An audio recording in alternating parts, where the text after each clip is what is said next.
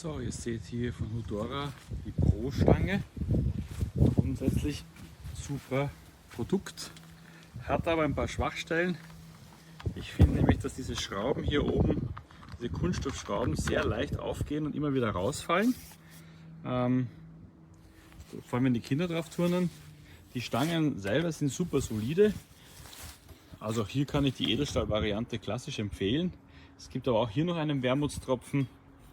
Und zwar nämlich, ich finde und habe ein bisschen Sorge, dass dieses Teil hier irgendwann bricht, weil es doch aus Kunststoff ist und wahrscheinlich nachgeben wird.